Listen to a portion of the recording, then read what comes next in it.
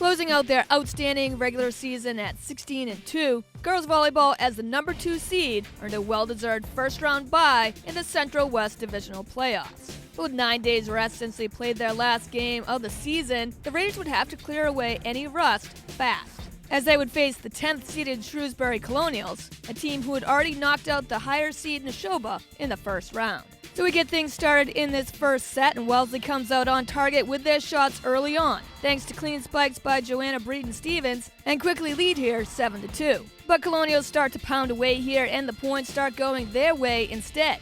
Behind Liz May's spike here, and then Liz Webb sets up for the Wellesley stuff, but Gabby Hautala drives down the kill with authority, and Shrewsbury takes the lead here 8-7. So while Liz May keeps the Colonials ahead here now at 14-11, Wellesley is not looking to give away this opening set here in their own gym. So with the score now tied at 18 even, a huge kill for Raiders comes by way of yet another assist by Liz Webb, who sets up Megan Kruger for the go-ahead spike. And Wellesley retakes the lead with that point late in this first match, with the score now 19-18 Raiders. What a back-and-forth battle we've got going on here, though, as we're locked in for the moment at 20 apiece now. And Colonials are not going down easily. With another Taylor Dunphy kill and Emily Matazel serving up the ace here, Shrewsbury retakes the lead 22-20, and Wellesley is forced to take a timeout. That timeout would especially prove to be key here for Wellesley, as the rest of the way here in the opening set, Raiders outscore the Colonials 6-2, and sparked by this Megan Kruger spike and Olivia Kissaday's ace, those solid plays would give Wellesley that necessary 2-point edge to take this set. Definitely a battle, but Raiders take this one 26-24. The second match would also go Raiders' way, so we fast forward here to the third, which is now up to Shrewsbury, down 2-0 to either respond or see their season end by way of the sweep.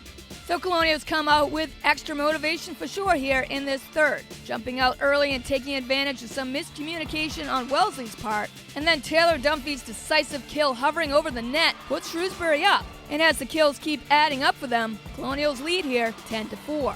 Later, as Shrewsbury still holds the advantage here, leading 20-13, this team takes care of the rest, not allowing Raiders to make a run here and tie the score. So behind Taylor Dunphy's commanding serves here, Shrewsbury stays alive for now, taking the third set 25-17. And now are down 2-1. So here we are in the fourth, and Colonials at the initial start still have that offensive momentum going for them, and score the first 5 points of this set before Wellesley is forced to take another timeout. Wellesley, though, starts to be a little bit more aggressive coming out of that break, and that's Jess Sawyer, Liz Webb double block that's worked all season long definitely does not fail them here for a much-needed Raider point. Joanna Breeden-Stevens steps up, and her 2 kills here helps keep Wellesley close. Halfway through, down 12-9. Liz Webb all over the ball in this game yet again, sets up another assist, and Steph Lucchini brings it home. Wellesley inches closer. It's still down 12-10, but you can feel that offensive edge is pulling back towards Wellesley as we go deeper into the fourth. So minutes later, thanks to Liz Webb's spike here that lands perfectly, not allowing any Colonial to have a play on it at all, the Raiders are down only by 1, and it's anyone's game. Then despite Emily Matazel's diving attempt here, Megan Kruger ties it up here, 15-15.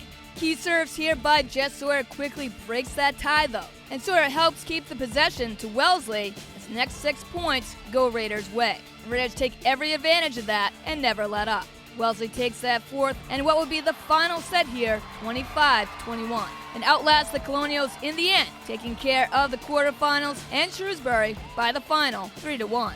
Raiders move on to the semis to face their rivals Natick, and Shrewsbury sees their solid season end at 14-7. Coming off an impressive second-round victory over New Bedford, Raiders boys soccer gets a huge advantage on Monday. Thanks to their next opponent, Xaverian, the 17th-seeded Hawks had knocked off top-seed Silver Lake earlier. So now Wellesley gets that unexpected home game instead for this Division I South quarterfinals. Xaverian again looks to be the spoiler here, but the Raiders, as the 8th seed, have other ideas, as these young group of players have really found themselves as a team late in the season, and it's been fun to watch. Not even 15 seconds pass in this opening half, and you can't make this stuff up, as Xaverian's starting goalie Pat Flaherty, making a save here, gets a teammate's cleat to his face. Has to be taken out for a key part of this first half to get stitched up.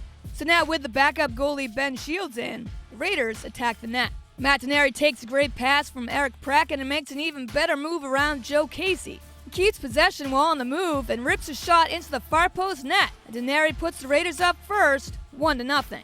Quickly, Wellesley looks to add to that one-goal advantage here on Will Corkale's free kick. It bounces in and around a bunch of players from both sides until finally Matt Denary calmly kicks in the rebound. And Denary's second goal in these first 15 minutes of the first half help Raiders dominate this opening period.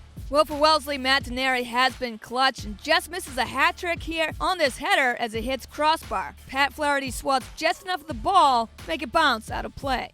Hawks' Tim Sheehan gets things started here in the second with some great footwork. Not once, but twice getting around Raider defenders. And then is still able to feed a great pass ahead to Christian McKenzie, who on the run collects it and drains the clutch shot for Xaverian, and it's suddenly a game here, with Hawks finding a way to cut Wellesley's lead in half. It's now a 2-1 deficit for Xaverian.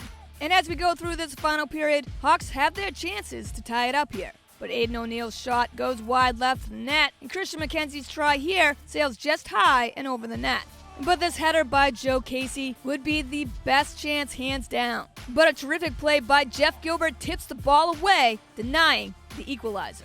So in these closing minutes, Eric Pracken's restart finds its way in the box. Michael Calderon collects it and sets up freshman Oliver Vasconcelos for the dagger. And it's 3-1 Raiders. That 2-goal lead this late in the game is a deficit no team, let alone Xaverian, can come back from. So temper's flair for the Hawks, as Tim Sheehan takes exception to Oliver Vasconcelos' defense as they both collide. And after a punch to Sean Igo, who steps in the way, Captain Joe Casey smartly restrains his own teammate and leads Sheehan away, as his day is done for sure. So the final minutes tick away and Xaverian season comes to a close as the Raiders advance with yet another solid victory. And at 10-5-3, Wellesley earns a trip to the Division I South Sectional Semifinals to face their rivals, Needham.